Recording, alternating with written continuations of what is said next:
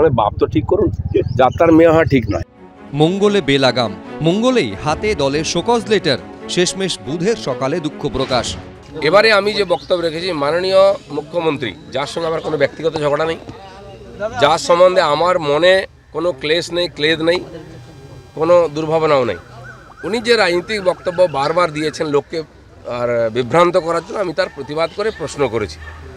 প্রশ্ন হচ্ছে, আমার ভাষা শব্দ প্রয়োগ নিয়ে বহু লোকের আপত্তি আছে, আমার পার্টিও বলেছে, অন্যরাও বলেছেন যে অসংসদীয়। যদি তাই হয় আমি তার জন্য দুঃখিত।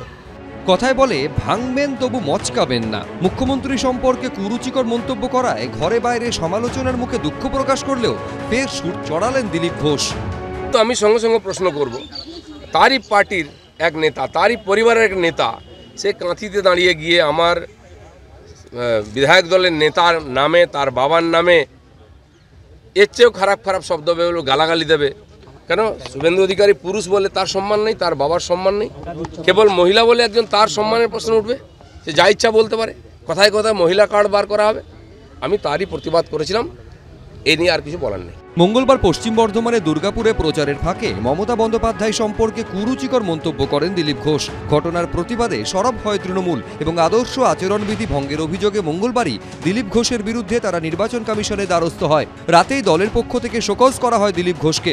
শোকজের চিঠিতে লেখা হয়, আপনি আজ যে বক্তব্য রেখেছেন তা অশোভনীয় এবং অসংসদীয়, যা বিজেপির পরম্পরা বিরোধী। দল এই মন্তব্যের নিন্দা করছে। দলের সর্বভারতীয় সভাপতি জেপি নাড্ডার নির্দেশানুসারে আপনি যত দ্রুত সম্ভব আপনার বক্তব্যের ব্যাখ্যা দিন। তারপরই এদিন দুঃখ প্রকাশ করেন দিলীপ। ঘোষণা মতো বুধবার নির্বাচন কমিশনে যায় তৃণমূলের 10 জনের এক প্রতিনিধি দল। মমতা বন্দ্যোপাধ্যায়কে আক্রমণ তো করছেনই, সামগ্রিকভাবে মহিলাদেরও আক্রমণ করছেন এবং এটা উনি একটা স্বভাবে দাঁড় করিয়ে দিয়েছে। তো আমরা চিফ ইলেকটোরাল অফিসারের কাছে বললাম যে এটা যে উনি করেছেন, উনি কিন্তু সম্পূর্ণভাবে এমসিসির গাইডলাইনটাও কিন্তু ভায়োলেশন হয়েছে। পানিশমেন্ট, একটা স্ট্রং স্টেপ নিতে হবে পানিশমেন্ট এই ধরনের কথাবার্তা বলা থেকে, যে উনি কিভাবে বিরত আপনারা করবেন ওনাকে, সেটা আপনারা দেখবেন। এটা কিন্তু ছোটখাটো ব্যাপার নয়। বলেছেন যে তৃণমূল সবসময় মহিলা কার্ড খেলে। এই যে মহিলা কার্ড, এটা দিলীপ ঘোষের মাথায় ঢুকবে না যে দিলীপ ঘোষ বা বিজেপি অত্যন্ত পরিমাণে মিসোজিনিস্ট, তারা প্রধানত একটি নারী বিদ্বেষী দল। যেভাবে উনি বাঙালি পুরো জাতিকে, বাঙালি মহিলাকে, যিনি বাংলাদেশে বসবাস করেন, তিনি বাংলা ভাষী হন বা হিন্দি ভাষী হন, যাই হোক, মহিলা দেখলে যেভাবে উনি খারাপ কথা বলেন, এটাকে আমরা সিরিয়াসলি কন্ডেম করছি। আমার মনে হয় যে রাজ্য ইলেকশন কমিশনকে আজকে আমরা লিখিতভাবে আমরা এটা জানিয়েছি। নির্বাচন কমিশন সূত্রে খবর, ঘটনায় শোকজ করা হয়েছে দিলীপ ঘোষকে। 29 তারিখ বিকেল 5টার মধ্যে তার জবাব চাওয়া হয়েছে।